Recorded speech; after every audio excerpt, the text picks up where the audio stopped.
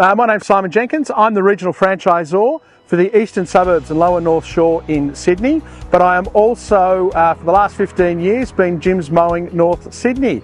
I'm just going to give you a quick tour of my vehicle and all of the different stuff that I carry. Be aware, I carry a lot of stuff because I've been doing it for 15 years. When you start out, you don't need nearly as many things that I have, but you need some of the basics. So I run a single cab ute with toolboxes on both sides.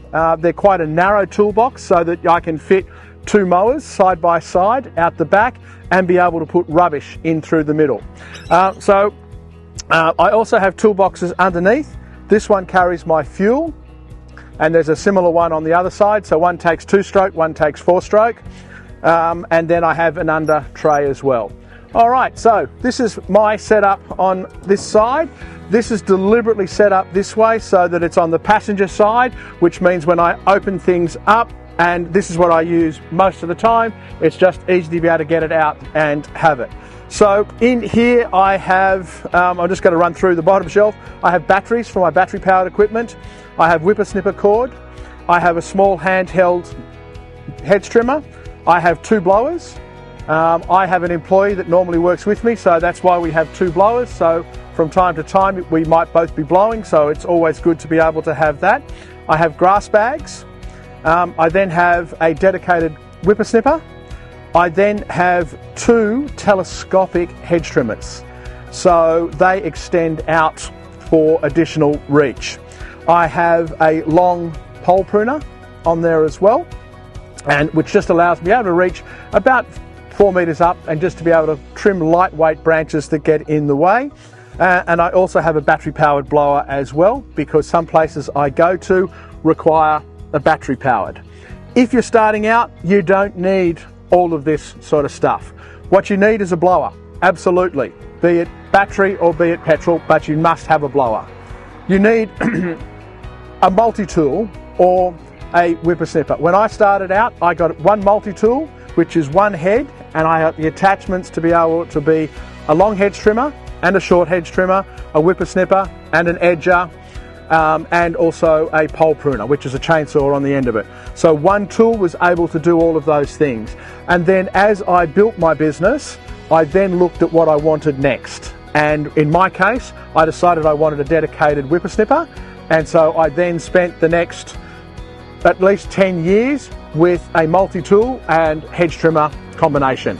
And it was only in the last 4 years that I've then gone to battery-powered telescopic hedge trimmers as they've become available. It's preference. It's pure preference.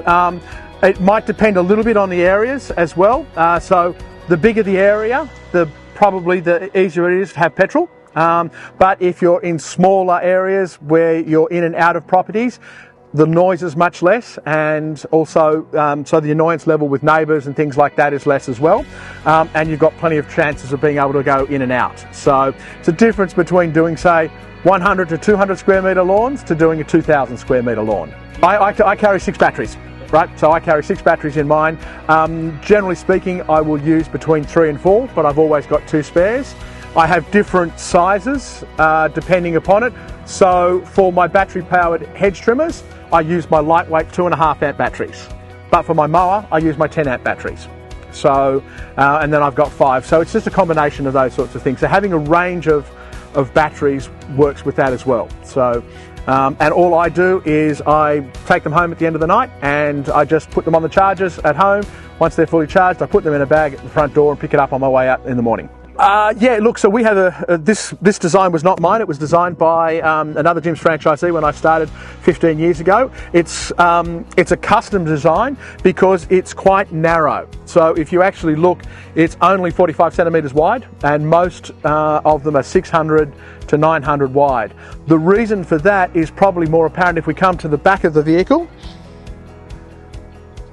By having them quite narrow, it allows me to be able to have a 21-inch mower and a 16-inch mower at the back, and I still then have lots of room to be able to put rubbish in the middle. I have always held 2 mowers, so I normally have a larger 21-inch mower and I normally have a smaller 16-inch mower.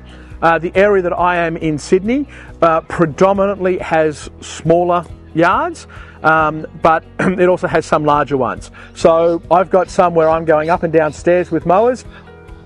Nice lightweight mower. It's battery powered specifically because the wheels come back past the edge of the chassis, which means I can roll it down a set of customer stairs and know that I'm not going to damage the stairs, and it's just that much lighter. With my larger one, it's also is able to do that, and it comes back and I can roll that, but it's just that much heavier because it's a bigger mower. So that's the reason for mine. I'm gone with petrol mainly because the battery powered ones have slightly larger wheels and they sit behind the back of the chassis, so if you're rolling it down stairs you can do that safely without worry about scratching. Another thing that I have is also a trundle tray, which allows me to keep all my long tools, shovels, rakes, mattocks, brooms and different battery powered things that I need from time to time. And then the other thing is, with this particular one, I got the extended tray, so it's a tradesman tray, so it's slightly longer, which allows me to have room between the toolboxes and the cab to be able to have a platform ladder and ramps, which I will show you from the other side. If you want to come on round, we'll just watch for the traffic.